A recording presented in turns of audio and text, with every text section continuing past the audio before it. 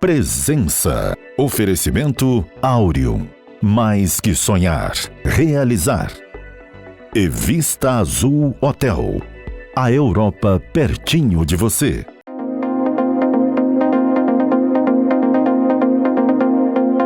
Hoje a presença da psicanalista Adara Randall, com quem nós conversamos agora. Adara, você no seu consultório lá, você tem um perfil de público predominante ou você atende democraticamente todo mundo? A gente atende quem aparecer, quem surgir precisando, a gente vai analisar, né, o caso e ver se a gente consegue ajudar a pessoa. Mas eu recebo muitas mulheres, né, por conta, né, das minhas redes sociais, que eu falo muito de maternidade, então acaba que eu venho trazendo esse público muito, né, de forma muito grande para mim. A gente normalmente vai estar trabalhando com essa questão da maternidade, dos relacionamentos. Então, minha maior parte do público é feminino.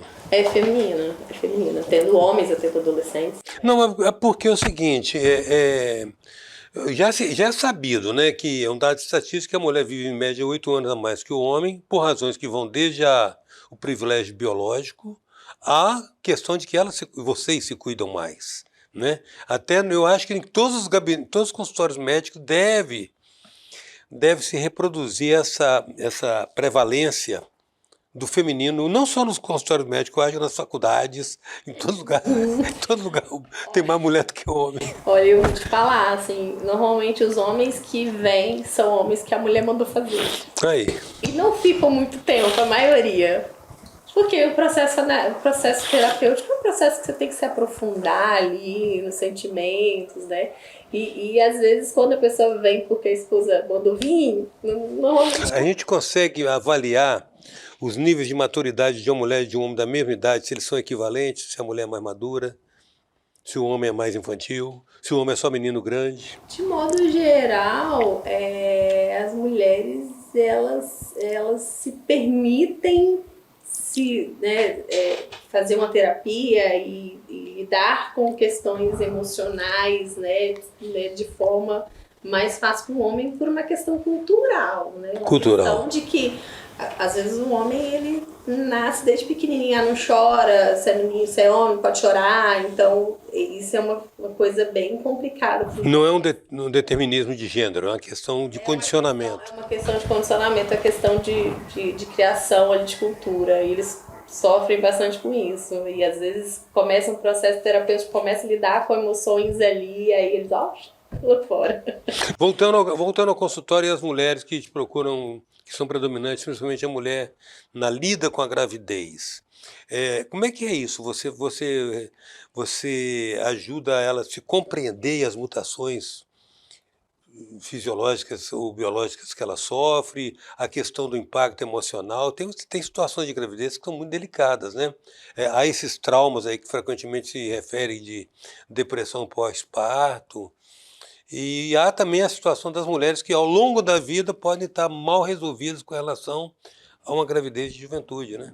Sim, cada maternidade vai ser única, e isso a psicanálise ela trabalha muito bem, né? A gente entender o sujeito enquanto, né, único. De modo geral, as mulheres, quando elas engravidam, elas se preocupam com enxoval, com o quartinho do bebê, com qual hospital, qual médico que vai acompanhar, mas em nenhum momento passa essa questão do que vai acontecer quando essa criança nascer, né? Então, como que vai ser?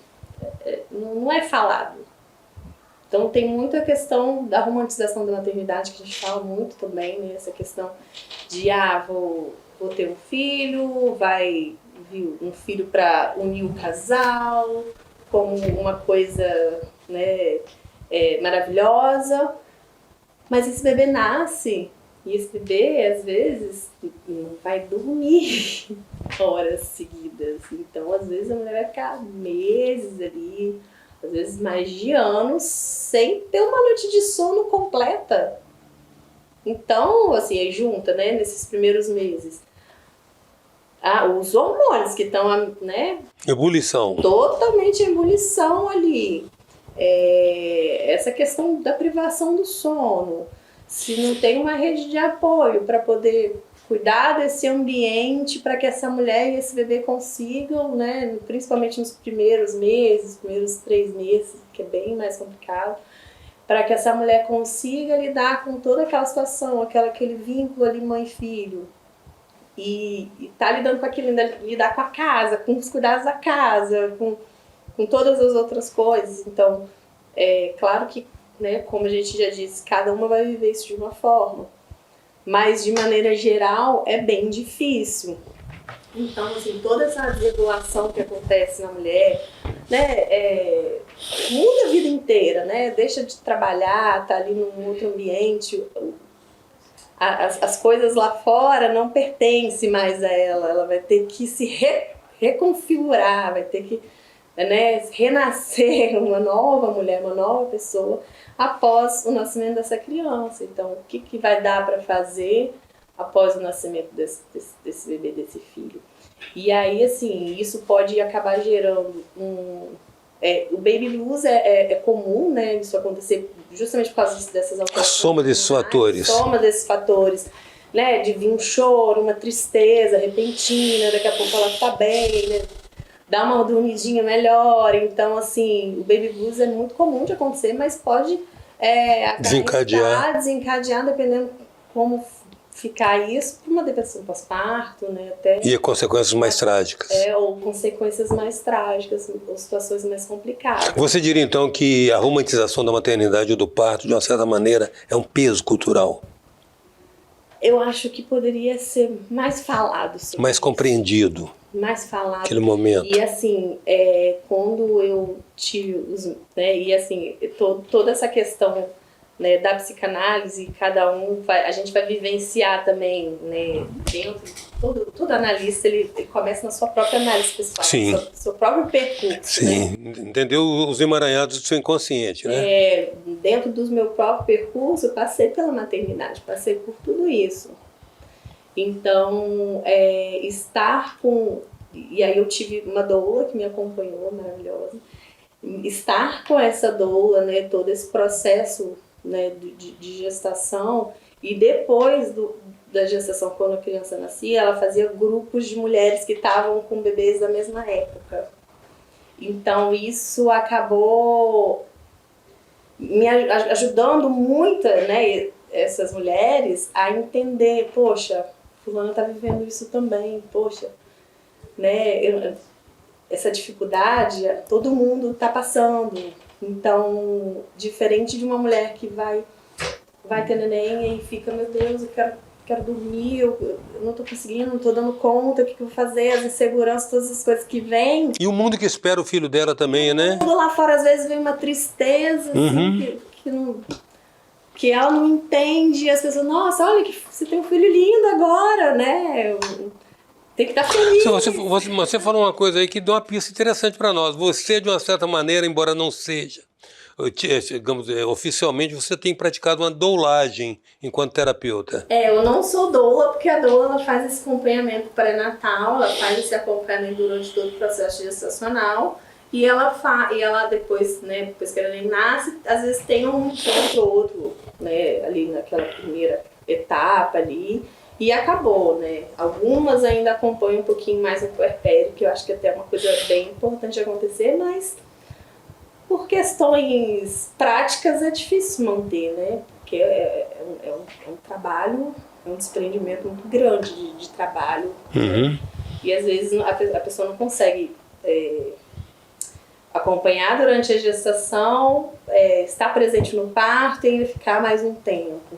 Então, e aí eu fiz um curso de doulagem também, fiz um curso, né, para entender esse mundo também, né, de gestação, de questões de violências obstétricas, de expectativas da mulher em relação ao parto. Às vezes desejou uma coisa e aconteceu outra e vira uma frustração. Mas no que diz respeito àquelas que já experimentaram o parto, a sua abordagem consiste em que você ressignifica aquela experiência para elas, você ajuda elas a se compreender, inclusive que às vezes elas são o comportamento delas é feito de uma tempestade de hormônios em que, situação normal, ela não teria que enfrentar, né? Você ressignifica isso para ela? Como é que funciona? Parto imediato, assim, nessa fase inicial, é mais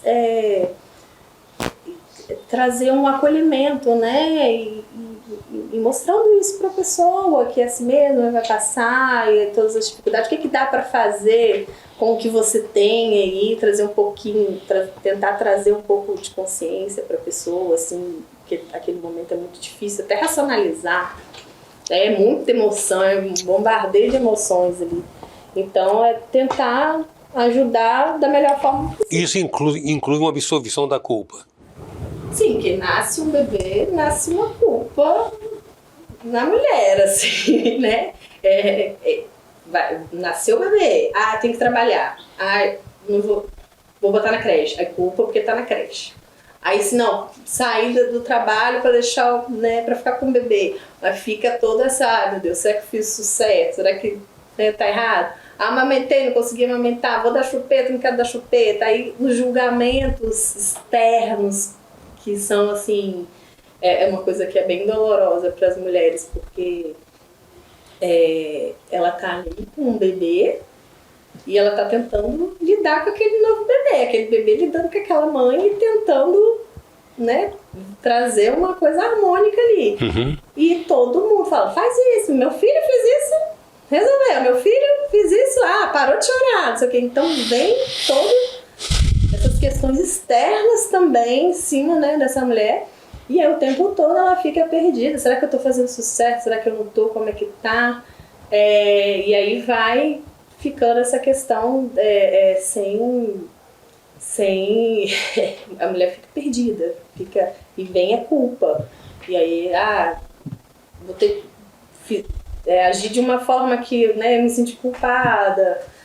Então, assim, durante o processo da maternidade acontecem muitas coisas para poder que vão gerando esse sentimento, sentimento de culpa. E eu atendo mulheres de 60 anos que ainda estão tentando trazer leveza para o seu maternar. Eu quero agradecer muito, Adara, a sua presença aqui. Acho que é uma primeira abordagem que ajuda não tanto aquelas pessoas que têm o privilégio de ter o acesso direto a você, mas ter uma noção de que existe uma abordagem que pode confortar, consolar, amparar e acolher mulheres numa situação dessa. Muito grato pela sua presença. Eu que agradeço demais a oportunidade de estar aqui hoje, né? A gente se conhece já tem bons anos, antes era eu nos cantinhos assistindo, mas hoje estar aqui é uma honra para mim. É um prazer para mim. A presença hoje da psicanalista Adara Randall, orientando e sinalizando perspectivas de uma experiência mais feliz nos partos. Até já.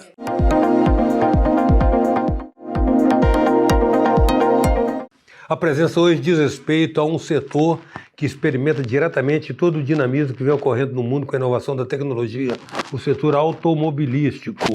Qual é o carro que nós vamos dirigir com ou sem motorista, elétrico, a gás, a combustível fóssil? Nós vamos conversar com uma pessoa que atua nessa área diretamente, que é o presidente do Sindicato da Indústria de Reparação de Veículos aqui do Espírito Santo, Sindirepa, o empreendedor Diego Receputi, com quem a gente passa a conversar agora.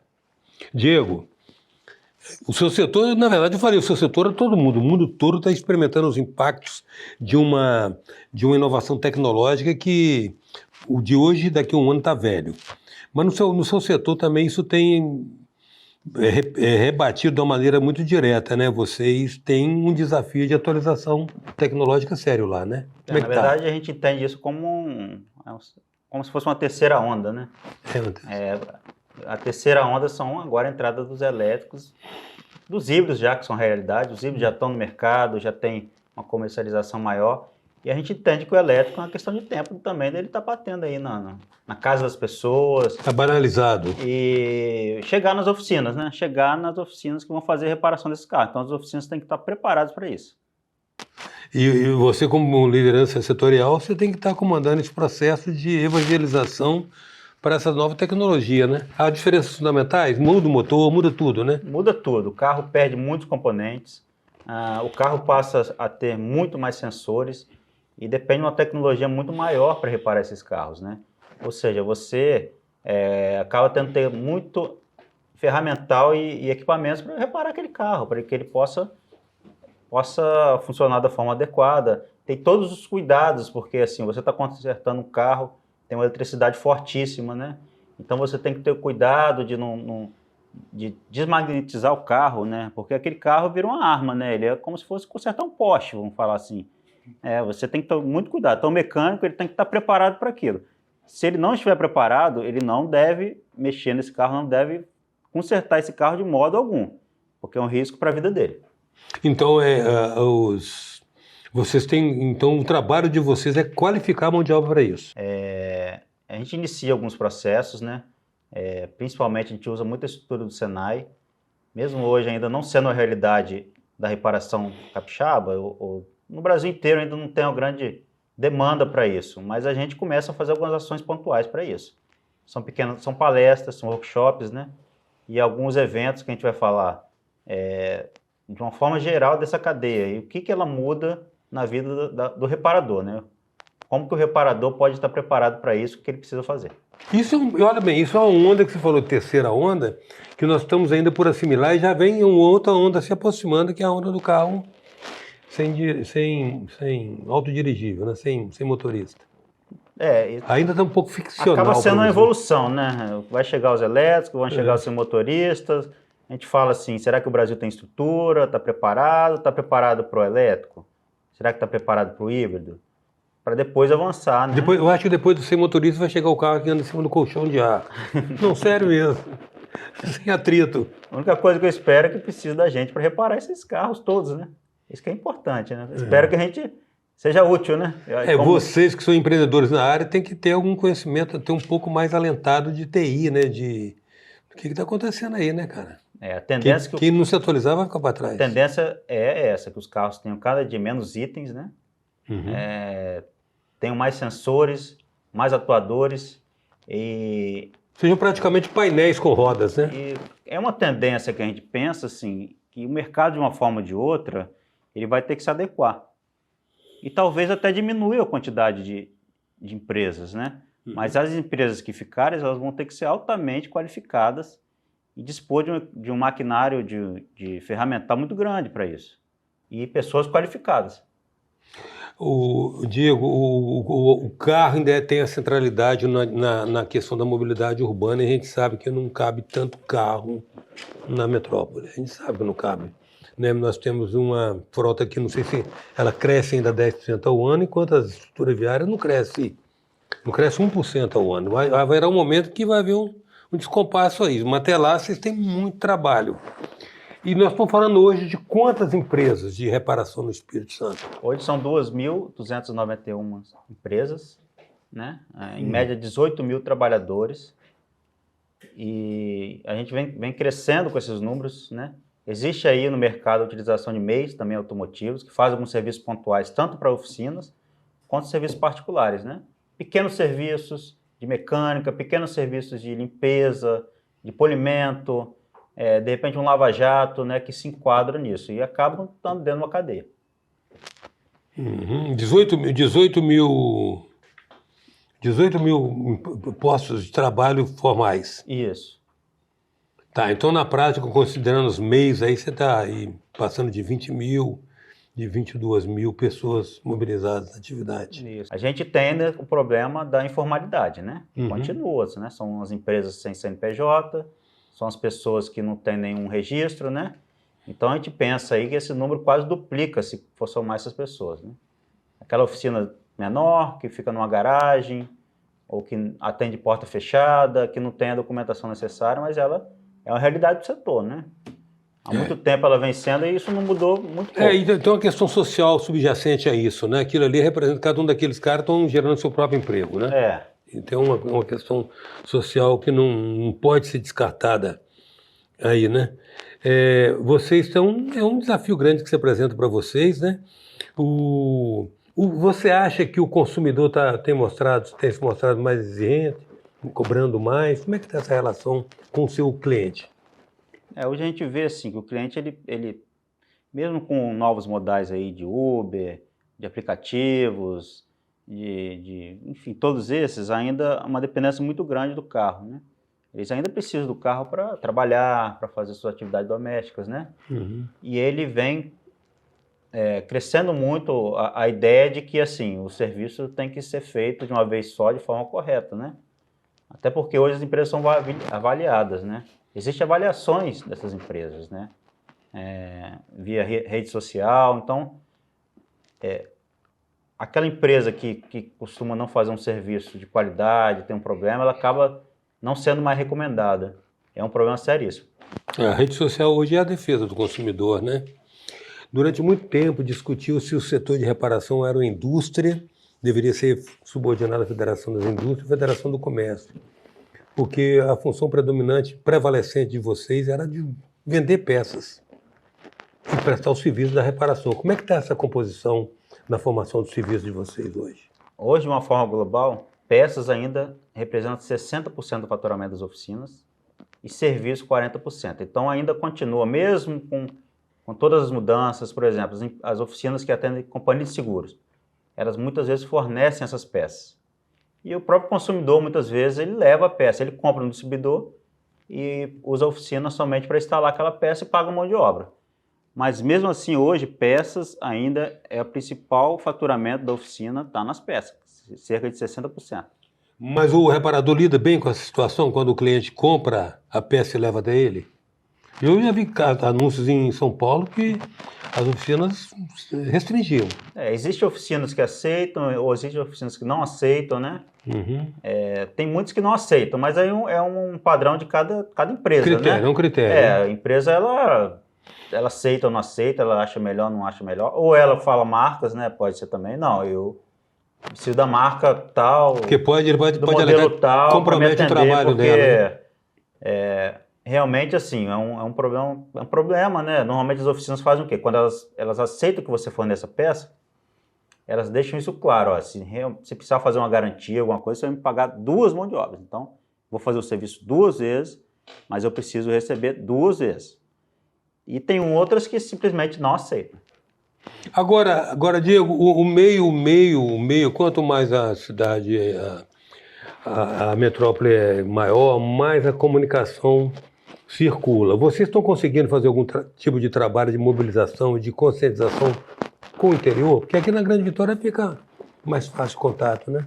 Hoje a gente trabalha, temos um evento chamado Mega Pit Stop, que a gente roda 5 principais cidades do Espírito Santo. E a gente consegue, com isso, dar uma abrangência local, né? Por exemplo, nós estamos na região de Colatina, né? A gente trabalha aquela rede daquele local, as oficinas daquele local, né? E elas expõem seus produtos, os seus serviços e dá aquela parte local ali, ela tem acesso a tudo que está acontecendo de tecnologia no nosso setor. Então vocês têm feito eventos onde vocês disseminam isso. Conseguem reunir toda a cadeia produtiva local lá, que a cadeia de vocês é altamente segmentada, né? Com muito nível de especialização, né? Pintura, lanternagem. Cada pedaço do carro demanda uma especialização, né? Sim, existem vários setores, né? Suspensão, freio, direção, caixa de direção, câmbio automático, a parte de estética automotiva. Então você tem nesses eventos do Mega Pit Stop oficinas que fazem esse serviço. Então, dependendo do que o cliente precisar naquele carro, é feita uma inspeção do carro inicial, o carro entra, você faz uma inspeção rápida no carro, técnico, por exemplo, que precisa de alguma coisa da suspensão. Então vai ter uma empresa lá que ela é especializada em suspensão de veículo leve. E por aí por diante. Então, nesse evento, inclusive, ele ganha um checklist daquele carro para saber como que está o funcionamento daquele carro e os problemas. E na feira ele já consegue sair, inclusive, com orçamento, qual o valor para poder reparar aquele problema daquele carro dele. Hoje, como representante setorial, o que você coloca como uma grande demanda? Qual o grande desafio para vocês, enquanto empreendedores do setor? O desafio é a formação de mão de obra. E quando fala formação de mão de obra, é bem complexo, né? Entender por que como atrair o jovem para o mercado, né? Como fazer que ele queira trabalhar naquele mercado. E o mercado vem assim, como outros, né? ele vem realmente com um grande risco de um apagão de mão de obra. Que a gente fala assim, cara, apesar de ter 18 mil trabalhadores, né? Você fala, será que nós vamos ter funcionário? Eu quero crescer, eu tenho gente para isso? Eu quero montar uma empresa hoje, eu tenho pessoas que podem trabalhar comigo? É uma dificuldade muito grave, uma coisa que deixa a gente muito temoroso. Quero agradecer muito, Diego, sua presença aqui. Obrigado aí, estou à disposição, foi ótima a conversa. A presença hoje do presidente do Sindicato da Indústria de Reparação de Veículos do Estado do Espírito Santo, o empreendedor Diego Recepucci. Até já.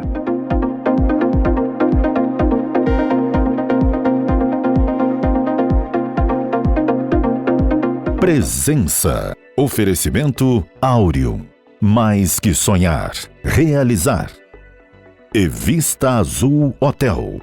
A Europa pertinho de você.